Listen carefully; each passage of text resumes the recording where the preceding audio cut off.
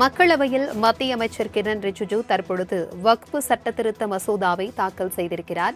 இதுகுறித்தான கூடுதல் விவரங்களுடன் இணைக்கிறார் எமது செய்தியாளர் ஜீவபாரதி. வணக்கம் ஜீவபாரதி, இதுகுறித்தான முழு விவரங்கள். தற்போது நடந்து வரக்கூடிய மக்களவை கூட்டத்தொடரில் மத்திய பாஜக அரசு வக்ஃபு வாரிய சட்டத்திருத்த மசோதாவை தற்போது தாக்கல் செய்திருக்கிறது. மத்திய அமைச்சர் கிரண் ரிஜிஜு இந்த மசோதாவை தாக்கல் செய்திருக்கிறார். இந்த மசோதாவில் என்ன குறிப்பிடப்பட்டிருக்கிறதுன்னு பார்க்கும்போது, வக்ஃபு வாரிய சொத்துகள் குறித்து தீர்மானிக்கக்கூடிய வாரியத்தினுடைய அதிகாரமானது தற்போதைய சட்டத்தில் இடம்பெற்றிருக்கக்கூடிய இந்த பிரிவு 40 நீக்கி அதற்கு மாறாக மத்திய வக்ஃபு கவுன்சில் மற்றும் மாநில வக்ஃபு வாரிய உறுப்பினர்கள் இடம்பெறக்கூடிய தொகுப்பு அமைப்பாக மாற்றப்படுவதோடு முஸ்லிம் பெண்கள் மற்றும் முஸ்லிம் அல்லாதோருக்கு வக்ஃபு வாரியங்கள்ல இடம்பெறக்கூடிய ஒரு விஷயத்தை இந்த மசோதா உறுதி செஞ்சிருக்கு. அதே போல வக்ஃபு வாரியம் அப்படிங்கிறது என்ன அப்படிங்கிறதுக்கான ஒரு தெளிவான விளக்கமும் இந்த மசோதாவில் குறிப்பிடப்பட்டிருக்கு. குறைந்தபட்சம் 5 ஆண்டுகள் இஸ்லாத்தை பின்பற்றக்கூடியவர்கள் மற்றும் வக்ஃபு வாரிய சொத்துக்கள் அதை வைத்திருக்கக்கூடிய உரிமையாளர்கள் இந்த வக்ஃபு உறுப்பினர்கள் அப்படிங்கிற அந்த விளக்கத்தையும் இந்த மசோதால குறிப்பிடப்பட்டிருக்கு. இந்த மசோதாவை கொண்டு வருவதற்கு தொடர்ச்சியாக எதிர்க்கட்சிகள் கடுமையான எதிர்ப்பை பதிவு செஞ்சுட்டு வராங்க. குறிப்பிட்டு இந்த மசோதா அறிமுகப்படுத்துவதற்கு முன்பாக கடந்த செவ்வாய்க்கிழமை இரவு மற்ற உறுப்பினர்களுக்கு இந்த மசோதாவினுடைய நகலானது அனுப்பி வைக்கப்பட்டிருந்தது. அதை எல்லாத்தையும் படிச்சதுக்கு பிறகாக நேற்றைய தினம் புதன்கிழமை உறுப்பினர்கள் தங்களுடைய எதிர்ப்பை பதிவு செஞ்சிருக்காங்க. அதுலயும் குறிப்பிட்டு இத்தகைய ஒரு சட்ட திருத்தம் கொண்டு வரப்படக்கூடிய நிலையில நாடாளுமன்றத்தினுடைய குழுவுக்கு இந்த மசோதாவை பரிசீலனைக்கு அனுப்பணும் அப்படிங்கிறது தான் ஒரு மிக முக்கியமான கோரிக்கையாக எதிர்க்கட்சியினர் புதன்கிழமை குறிப்பிட்டிருந்தாங்க. இந்த நிலையில தற்போது இந்த மசோதா தாக்கல் செய்யப்பட்டிருக்கூடிய நிலையில காங்கிரஸ், சமாஜ்வாடி உள்ளிட்ட மிக முக்கியமான கட்சிகள் இந்த சட்ட திருத்தத்துக்கு கடுமையான எதிர்ப்பை பதிவு செஞ்சுட்டு வராங்க.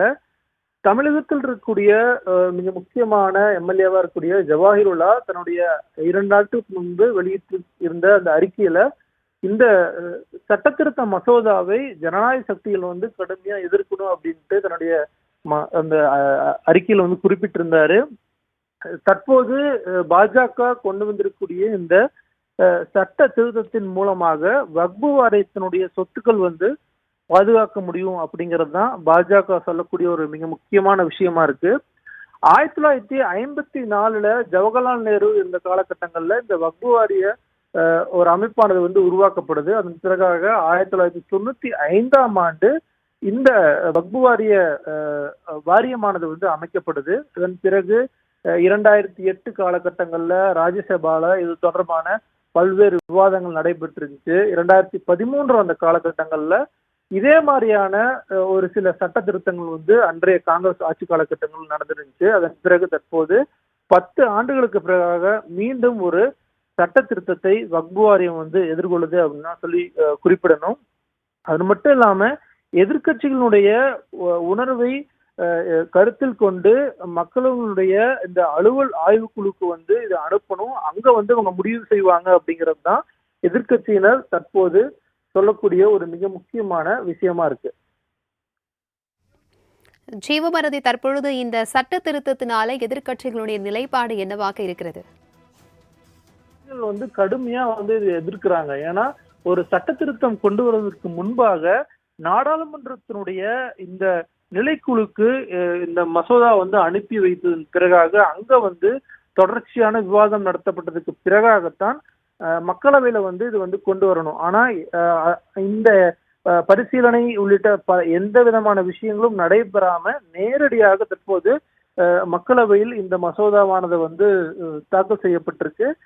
அதுலயும் குறிப்பிட்டு இந்தியா முழுவதும் கிட்டத்தட்ட 1 லட்சம் கோடி அளவுக்கான சொத்து மதிப்பில் இந்த வக்ஃபு வாரியத்தினுடைய இந்த ஒரு சொத்துக்கள் இருக்கு. அப்படிங்கும்போது அதை பாதுகாக்கணும் அப்படிங்கிறது தான் பாஜக அரசினுடைய ஒரு மிக முக்கியமான விஷயமா இருக்கு. இருந்தாலும் கூட இதை வந்து இஸ்லாமியர்களுடைய கலந்து ஆலோசிச்சு அதன் பிறகாக ஒரு சட்ட திருத்தம் கொண்டு வந்தா சரியா இருக்கும் அப்படிங்கிறது தான் எதிர்க்கட்சியினருடைய ஒரு மிக முக்கியமான கோரிக்கையா இருக்கு. அது தொடர்பாக காங்கிரஸ் கட்சியினுடைய பொதுச் செயலாளரும் எம்பியுமான கே.சி. வேணுகோபால் அவர்கள் வந்து பேசியிருக்காரு. அதன் தொடர்ச்சியா பல்வேறு உறுப்பினர்கள் இது தொடர்பாக தங்களுடைய கருத்துக்களை வந்து நாடாளுமன்றத்தினுடைய மக்களவையில வந்து முன்வைத்திருக்காங்க.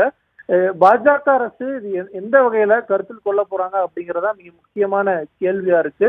மத்திய அரசு இந்த விவாதத்துக்கு பிறகாக என்ன மாதிரியான விஷயங்களை வந்து எதிர்க்கட்சியினர் தரப்புக்கு சொல்ல போறாங்க அப்படிங்கறத நம்ம பொறுத்திருந்தா பார்க்கணும். ஜீவபாரதி, இந்த சட்ட திருத்தத்துல என்னென்ன அம்சங்கள்லாம் கொண்டு வந்திருக்காங்க? இதுல என்னென்ன திருத்தங்கள் செய்யப்பட்டிருக்கிறது? அதாவது வக்பு வாரிய சட்டம் 1995 அப்படிங்கிற அந்த விஷயத்த ஒருங்கிணைந்த வக்பு மேலாண்மை அதிகாரமளித்தல் திறன் மேம்பாடு சட்டம் 1995 அப்படின்ற அந்த பெயர் ஆனது வந்து மாற்றப்பட போகுது. அது மட்டும் இல்லாம மத்திய வலைதள மற்றும் தரவுத்தளம் மூலம் வக்பு வாரியத்தினுடைய சொத்துக்களை வந்து பதிவு செய்யறதுக்கான விஷயங்கள் வந்து முறைப்படுத்தப்படும். வெளிப்படைத்தன்மை கொண்டு வருவதே இந்த சட்ட மசோதாவினுடைய ஒரு மிக முக்கியமான நோக்கம் அப்படின்ட்டு மத்திய பாஜக அரசு வந்து குறிப்பிட்டிருக்காங்க. கடந்த காலங்கள்ல காங்கிரஸ் கட்சி இந்த வக்பு வாரியத்தை வந்து சரியா பயன்படுத்தல, பல்வேறு தவறான விஷயங்கள் வந்து நடந்திருக்கு அப்படிங்கிறது தான் பாஜக காங்கிரஸ் கட்சி மீது வைக்கக்கூடிய மிக முக்கியமான விமர்சனமா இருக்கு. இந்தியா முழுவதும் கிட்டத்தட்ட 32 வக்பு வாரியங்கள் இருக்கு. மாநில வாரியா பார்க்கும்போது 32 வக்பு வாரியங்கள் இருக்கு. அதுல வந்து மாநில அளவுலயே வந்து அதற்கான உறுப்பினர்கள் வந்து நியமிக்கப்படுறாங்க. இந்த சட்ட திருத்த மசோதால ஒரு சிஇஓ அப்படிங்கிற ஒரு நபர் வந்து ஒவ்வொரு வக்பு வாரியங்களுக்கு வந்து நியமிக்கப்படணும். அதுவும் ஒருத்தர் அந்த அந்த பொறுப்பில் வரக்கூடியவர்கள் ஜாயிண்ட் செக்ரட்டரி அந்தஸ்து உள்ளவர்களை தான் வந்து அந்த சிஇஓ பொறுப்புல வந்து நியமிக்கலாம். அது வந்து இஸ்லாமியர்கள் இல்லாமல் மற்ற மதத்தை சார்ந்தவர்களும் அந்த பொறுப்புக்கு நியமிக்கலாம் அப்படிங்கிறது தான் இந்த சட்ட திருத்தம் வந்து சொல்லுது.